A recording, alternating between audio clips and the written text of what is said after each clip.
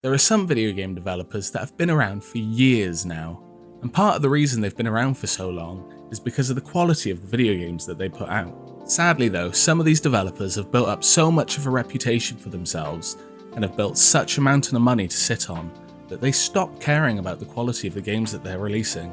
And worse still, there are greedy publishers out there that will push a development team to rush out a game before it's even ready, just to cash in on an expiring license. Luckily though, there are developers out there that will work tirelessly after a game's release to fix any issues and to improve the game after a bad release. And although it doesn't make fans forget what happened, it does help to rebuild that trust. So today we're going to talk about 5 disappointing video game releases. Dead Space 3, developed by Visceral Games and published by EA. The release of Dead Space 3 was met with a lot of disappointment from fans of the previous game, for many reasons. But the most notable one has got to be its almost complete tonal shift from survival horror to action shooter. The original was absolutely loved by fans as survival horror, being compared to the likes of Resident Evil and Silent Hill. Its claustrophobic, dark environments constantly kept you on edge. The story and atmosphere kept the fear at a maximum, and the limited resources and ammo mixed with the need to dismember your enemies made you feel like every single shot counted. But by the time the third game came about, they left a lot of that original feeling behind. Ammo was universal and in much higher abundance to allow for larger, more erratic combat encounters, and instead of the dark, narrow corridors of a space station, you were on a big frozen planet, which while looking very pretty, only worked to dilute the horror even more. Then you have the inclusion of co-op, which although isn't necessarily a terrible thing, as it's always fun to get to play your favourite games with your friends, it does take away a lot of that fear of isolation and vulnerability, which was a central theme to the original. This also shows a lack of attention its devs and publishers were paying to its rivals, as Resident Evil 6 released only a year earlier and bombed for pretty much the exact same reasons, and fans definitely weren't happy with the addition of microtransactions, like paying out for resources to upgrade your equipment, or charging you for DLC that actually gave an ending to the game. Don't get me wrong, there's a lot worse microtransactions now, but that doesn't excuse them from making unnecessary changes to a game that players loved, in order to tempt players into paying for a more convenient experience, and closure to a story they've already put a ton of time and their own money into. But this is all to say that as much as I and many other people loved Dead Space 3 just left too much of what fans loved of it behind in a bid to appeal to a wider audience, and ended up appealing to a lot less people because of it. Cyberpunk 2077, developed and published by CD Projekt Red.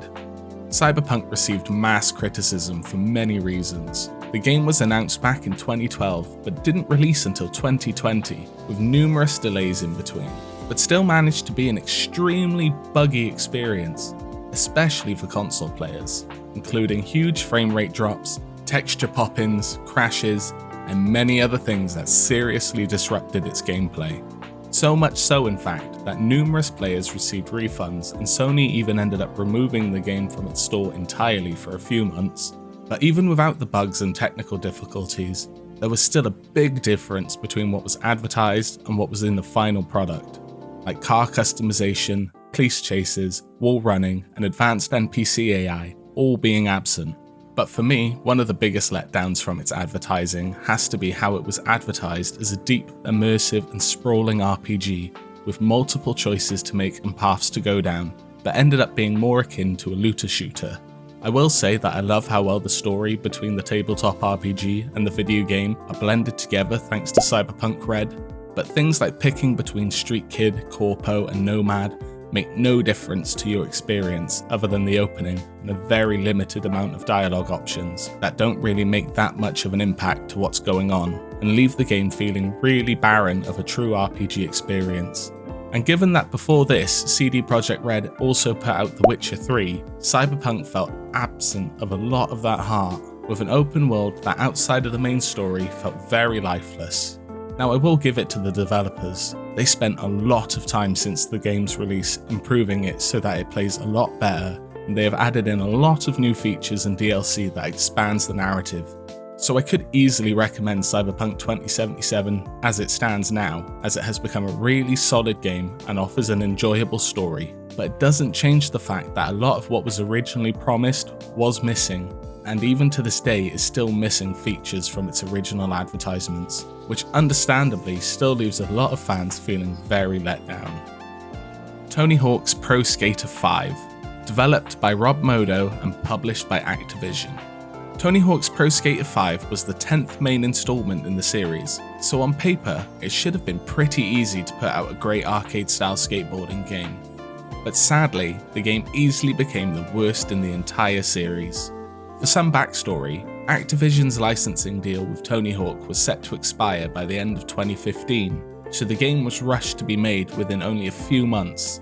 So rushed, in fact, that an 8GB day one patch needed to be downloaded before you could even play the game, apart from the tutorial and part creator. And after negative feedback from critics and fans due to the game's initial trailers showing what could only be called an attempt at realistic graphics, they decided to paint over everything with a cel-shaded style only 2 months before release. And in such a short time frame, 2 other companies had to be brought in to develop other parts of the game, with Disruptive Games working on the multiplayer mode and Fun Labs working on ports for the previous gen of consoles, the PS3 and the Xbox 360. All of this is to say that Pro Skater 5 was pretty much doomed from the start. Next to no development time, barely any advertising, and having absolutely no direction on where to take the game left it dead on arrival. And as a skater myself,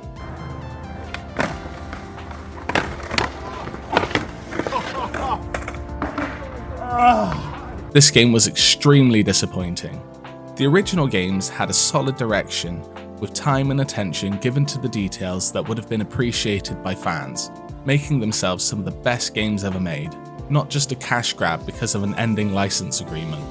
Also, at least for me, one of the best things in the Tony Hawk series has always been its soundtrack. From punk bands like Dead Kennedys, NoFX and Dag Nasty, to hip-hop acts like Public Enemy, Jurassic 5 and the Sugar Hill Gang, really defining my music tastes growing up. But Pro Skater 5 lacked absolutely anything making itself worthy of being called a Tony Hawk's game. Starfield, developed and published by Bethesda.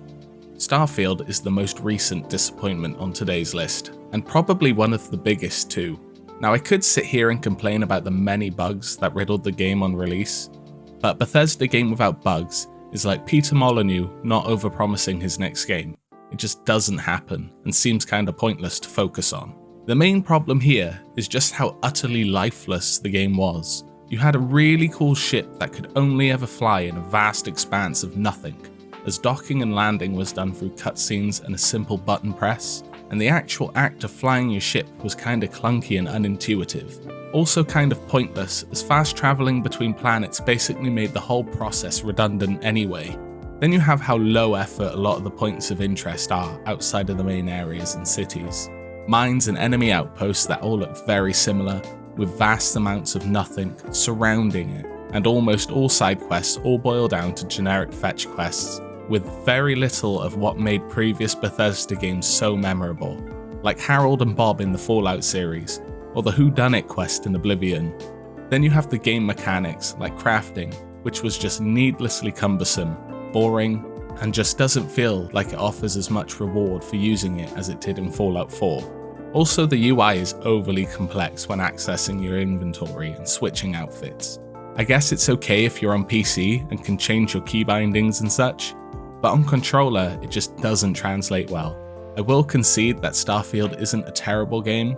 The shooting mechanics are probably some of the best to be in a Bethesda game, and the sound design is quite pleasing on the ear holes, and the focus on gravity and oxygen levels on different planets is fun, but it's definitely not what fans were expecting, and doesn't live up to the attention to detail, strong narrative focus and lore-expanding side content that previous games have offered over the years. Skull and Bones, developed and published by Ubisoft. Skull and Bones was advertised as an action-adventure pirate game set during the late 17th century. Sadly though, for a lot of people, it failed to live up to almost any of the hype. The most obvious example is the expectation for it to be similar to Assassin's Creed Black Flag, which was released 11 years earlier. So when it turned out that most of the gameplay was just ship combat and collecting resources, a lot of people came away feeling really shortchanged. But even if there wasn't an earlier game to compare it to, the gameplay was just really lackluster. Ship combat was fun enough, though that should be expected at this point, but that's kind of all there is.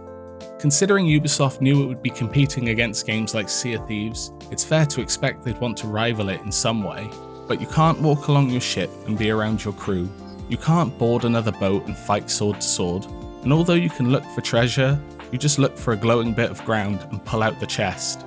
There's so many things that pretty much everyone associates with being a pirate that is just missing from this game, that even a game that came out over a decade before had included, that it's hard to not feel let down. I get that just because two things are similar doesn't necessarily mean they should be compared, but this game promises the experience of being a pirate on the open seas, but only ever treads water. Then you have the fact that the game released for like 70 quid in the UK, and is still packed with more microtransactions than some mobile games. Although I personally wouldn't pay real world money for cosmetics, I have nothing against people who do, but this game was obviously designed with the intention of pushing these cosmetics as much as possible, which is probably why you spend so much time staring at your ship, and the only time you really get to see your character is when all the other players can see your character too. It just feels like subtle little ways to incentivize you to pay out for the microtransactions. Skull and bones, more like skull and bare bones. So that's the video. Are there any video game releases that you found disappointing? If so, let me know in the comments. And if you enjoyed the video, click like and subscribe. It really helps me out with the algorithm gods. And I'll see you in the next video.